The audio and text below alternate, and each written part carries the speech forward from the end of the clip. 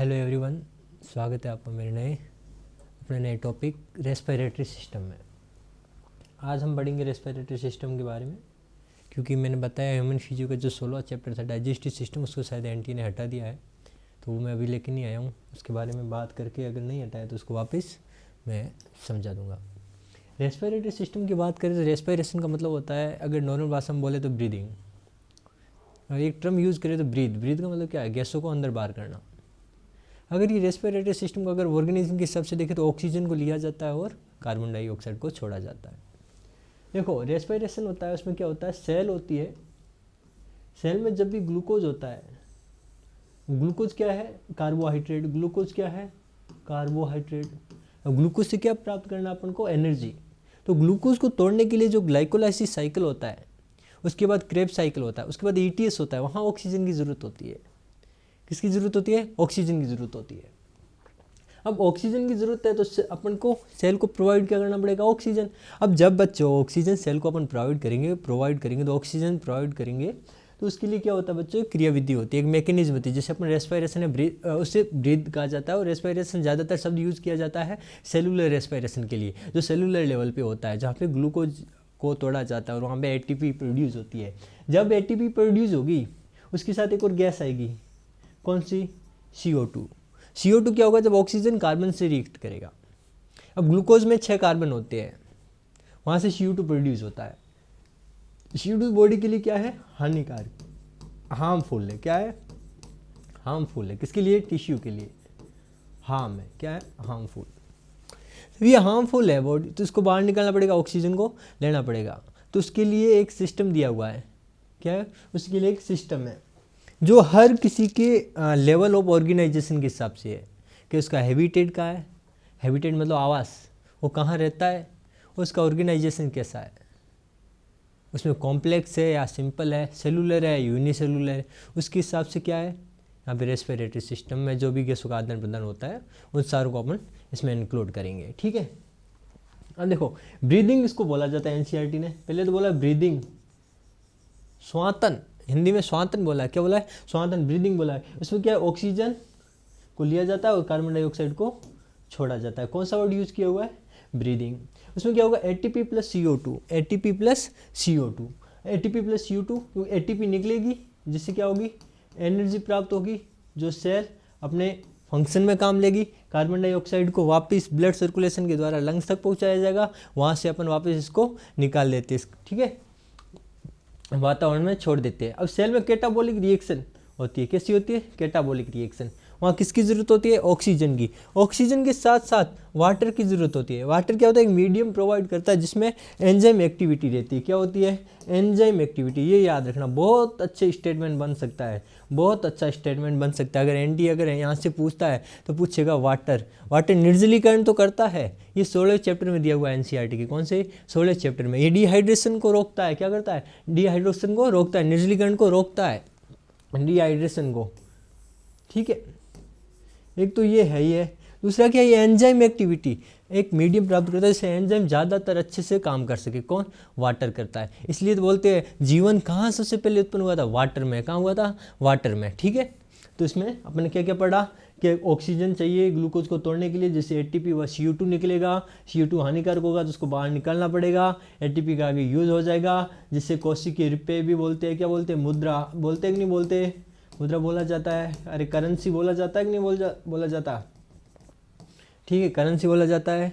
और इस प्रोसेस को ब्रीदिंग कहते हैं। क्या, नॉर्मली श्वास लेना, ऑक्सीजन को लेना, CO2 को छोड़ना, और सेलुलर रेस्पिरेशन होता है सेल लेवल पे। ठीक है, अगर बात करें आगे कि रेस्पिरेटरी सिस्टम कैसा है, तो वो श्वसन होता है, वो हैबिटेट, किसके ऊपर, हैबिटेट व ऑर्गेनाइजेशन, इन दोनों के ऊपर डिपेंड करता है।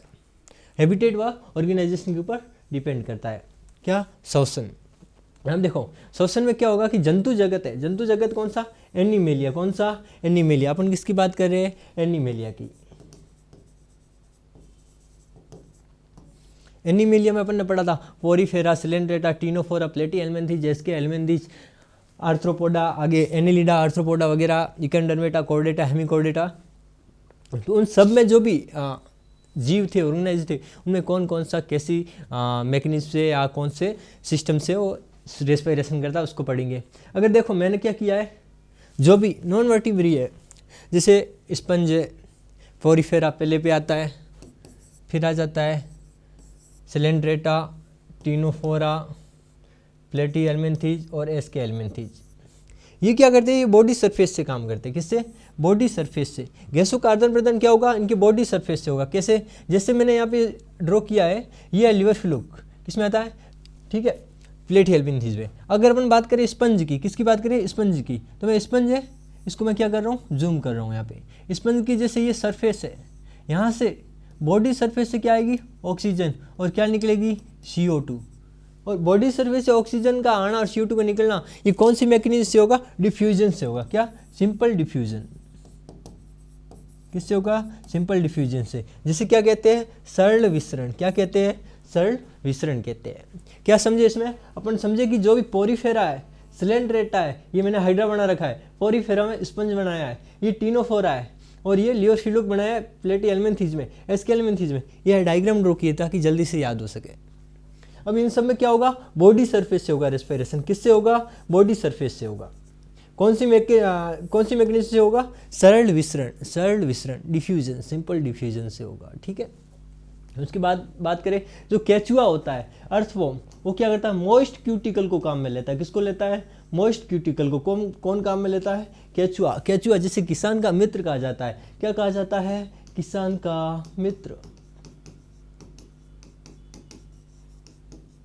उसके बाद आते हैं आर्थ्रोपोडा। आर्थ्रोपोडा में बहुत बड़ा संघ है, आर्थ्रोपोडा बहुत बड़ा फाइलम है, ये आपने पढ़ रखा है, सबने सुना ही होगा आर्थ्रोपोडा। उसमें जो एक्वेटिक, जो जलीय आर्थ्रोपोडा है, वो गिल्स काम में लेते। क्या लेते हैं? गिल्स काम में लेते। कौन लेते हैं? प्रॉन्स वगैरह। वो जो प्रॉन्स वगैरह का जो जलीय आर्थ्रोपोडा है, वो किसके द्वारा रेस्पिरेशन करते हैं? गिल्स के द्वारा रेस्पिरेशन करते हैं। और जो एरिकनीडा है, एरिकनीडा में कौन आता है? मकड़ी आती। कौन आती है? मकड़ी आती है, बिच्छू आता है, स्कॉर्पियंस आता है। उनमें बुक लंग्स होंगे। बुक लंग्स कैसे होंगे? जैसे ये बुक्स की जैसी स्ट्रक्चर होगी इनकी। कैसी होगी? बुक के जैसी स्ट्रक्चर। Open book. कैसी? Open book. तो ये ऐसे नहीं लग रहा है जैसे कोई बुक है, उसके पन्ने खोल दिए अपन ने। क्या किए? पन्ने खोल दिए, ऐसे रख दिया हो। क्या किया? ऐसे रख दिया हो। किसमें होगा? एरिकनीडा में। किसमें होगा बच्चों? एरिकनीडा में। ठीक है। उसके बाद कॉकरोच है। कॉकरोच किसमें करेगा? ट्रेकिया से। कॉकरोच किससे करेगा? ट्रेकिया से। कॉकरोच में किसमें होगा? ट्रेकिया से। सीधा क्या होगा? बॉडी है। क्या ये? बॉडी है। ये किसकी बॉडी है? कॉकरोच की। इसमें आप पढ़ोगे आगे जाके कॉकरोच के बारे में, अगर कॉकरोच को हटाया नहीं है तो। यहाँ पे सीधे पोर होते हैं, वहाँ से ट्रेकिया से क्या आएगी? ऑक्सीजन। ऑक्सीजन आएगी, सेल तक जाएगी, वहाँ से CO2 छोड़ा जाएगा वापस बाहर। इसमें कोई भी ऐसा नहीं है कि हार्ट मतलब डायरेक्ट यहाँ पहुँचाई जाती है। इसमें कोई सिस्टम नहीं है, वहाँ गया ऑक्सीजनेट, डीऑक्सीजनेटेड, वो वाला नहीं है। इसमें क्या है, जैसे अपने ह्यूमन में होता डेवलप होता है, क्योंकि ये अभी डेवलप ही नहीं है पूरे। तो इनमें क्या होगा? ट्रेकियल सिस्टम होगा। उसके बाद अपन क्या आएगा? मोलस्का। मोलस्का में एनसीईआरटी ने दे रखा है पंखनुमा, फीदर शेप। क्या? Feather shape. उसको क्या बोला है? टिनिडिया। क्या बोला हुआ है? टिनिडिया। गिल से होता है, क्लोम से होता है, टिनिडिया कहा जाता है। क्या कहा जाता है? टिनिडिया का। क्या कहा? ये एनसीईआरटी में लिखा हुआ है कि जो मोलस्का होता है उसमें टिनिडिया पाया जाता है, जो पंखनुमा होता है, जो फेदर शेप होता है। ठीक है। और स्टारफिश। क्या? स्टारफिश किस में आता है? इकाइनोडर्मेटा में। स्टारफिश किस में आता है? इकाइनोडर्मेटा। किस में आता है? इकाइनोडर्मेटा। ये भी बॉडी सरफेस से करता है। किससे करता है? बॉडी सरफेस से करेगा। और कौन से मैकेनिज्म से करेगा? Simple diffusion. बस ये याद रखना है। क्या करना है? याद रखना है। उसके बाद कौन आ जाते हैं? उसके बाद आ जाएगा फ्रॉग आ जाएगा। फ्रॉग को पढ़ेंगे। उभयचर वगैरह आ जाएंगे, एवीज आ जाएंगे, जो पंक्षी वगैरह है वो है, बर्ड्स वगैरह है, और लास्ट में मैमल्स आ जाएंगे। ठीक है। अपन ने क्या क्या पढ़ा? सबसे पहले क्या देखा? सबसे पहले देखा sponge. Sponge, Coelenterata, Ctenophora, Platyhelminthes, Aschelminthes. ये क्या करते हैं? ये बॉडी सरफेस से करते हैं। किससे करते हैं? बॉडी सरफेस से। कौन सी मैकेनिज्म से? सिंपल डिफ्यूजन से। उसके बाद अपन पढ़ते हैं केचुआ। केचुआ किससे करता है? मोस्ट क्यूटिकल से। मोस्ट क्यूटिकल मतलब आर्द्र। क्या? आर्द्र। आर्द्र मतलब नम। कैसी? नम। मोस्ट क्यूटिकल से करता है। अर्थवॉर्म कौन करता है? अर्थवॉर्म। उसके बाद क्या? आर्थ्रोपोडा। आर्थ्रोपोडा में जो जलीय आर्थ्रोपोडा वो गिल से करेगा। जलीय आर्थ्रोपोडा वो किससे करेगा? गिल से करेगा। जो एरिकनीडा वो किससे करेगा? बुक लंग से। एरिकनीडा किससे करेगा? बुक लंग से करेगा। जो कॉकरोच है वो किससे करेगा? ट्रेकिया से करेगा। जो मोलस्का है वो किससे करेगा? टिनिडिया से। किससे? टिनिडिया से। वो पंखनुमा होगा। कैसा नुमा होगा? फीदर शेप होगा। उसके बाद जो स्टारफिश है वो क्या करेगा? बॉडी सरफेस से करेगा। स्टारफिश किस में आता है? इकाइनोडर्मेटा में। जो बॉडी सरफेस से होगा, कौन सी मैकेनिज्म से होगा? Simple diffusion. कौन सी होगा? Simple diffusion. अब आगे देखते हैं। जैसे ये तो अपन ने बेसिक ले लिया, अब उनको पढ़ना है ह्यूमन फिजियोलॉजी। ह्यूमन फिजियोलॉजी हर किसी का अलग अलग सिस्टम नहीं पढ़ना है, अपन को ह्यूमन में पढ़ना है। किस में पढ़ना है? ह्यूमन में। तो अपन कौन सा स्टार्ट करेंगे अब आगे? इनमें से भी human system, human respiratory system. वो किससे होता है? लंग्स से होता है। उसके बारे में अपन जानकारी लेंगे, आगे पढ़ेंगे, लंग्स के बारे में अच्छे तरीके से पढ़ेंगे। उससे पहले एक और छोटा सा टॉपिक है, क्या है वो? है कि जो फिश होती है, मछलियाँ होती है, मछलियाँ किससे करेगी? गिल से करेगी। किससे करेगी? गिल से करेगी। जो एम्फीबिया होगा, कौन सा? स्थलीय होगा, वो किससे करेगा? लंग्स से। उभयचर है, उभयचर जो स्थलीय है वो किससे करेगा? लंग्स से करेगा। एम्फीबियंस किस में करेंगे? लंग्स में, जो स्थलीय है। और फिश है वो किससे करेगी? जो स्थलीय एम्फीबियंस है वो लंग्स का यूज़ करेंगे, जो फिश है वो गिल्स का यूज़ करेंगे। अब देखो बात करते हैं फ्रॉग की। फ्रॉग को बोले तो राणा टिग्रीना। क्या? राणा टिग्रीना। क्या? राणा टिग्रीना। अब ये क्या करेगा? लंग्स से भी करता है। किससे करता है? लंग्स से करता है। जिसको क्या बोलते हैं? जो भी रेस्पिरेशन लंग्स से होता है उसके लिए अपन यूज़ करते हैं पल्मोनरी। क्या यूज़ करते हैं? पल्मोनरी। किससे? जो लंग्स से होता है। जो रेस्पिरेशन जिसमें लंग्स की भूमिका होती है, लंग्स रोल अदा करता है, उसको अपन क्या बोलते हैं दोस्तों? उसको अपन बोलेंगे पल्मोनरी। क्या बोलेंगे? पल्मोनरी। किसको बोलेंगे? जो क्या करता है? लंग्स से करता है रेस्पिरेशन, उसको क्या बोलेंगे? Pulmonary respiration. फ्रॉग होता है लंग्स के साथ साथ स्किन से भी करता है। कब करता है? जब वो हाइबरनेशन में जाता है। क्या? कब जाता है? हाइबरनेशन में जाता है। तो वो क्या करता है? स्किन से भी करता है, जिसको क्या बोलते हैं? क्यूटेनियस। क्या बोलते हैं? Cutaneous respiration. क्या बोलते हैं? Cutaneous respiration.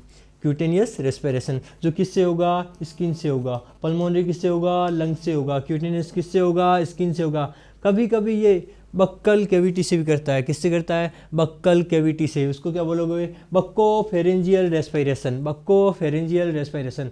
अब क्या पढ़ा अपन ने? लंग्स, स्किन, बक्कल कैविटी से होने वाला। अब आगे देखेंगे गिल्स। क्या देखेंगे? गिल से जो होता है, गिल से जो रेस्पिरेशन होता है उसको बोलते हैं ब्रेकियल रेस्पिरेशन। क्या बोलते हैं?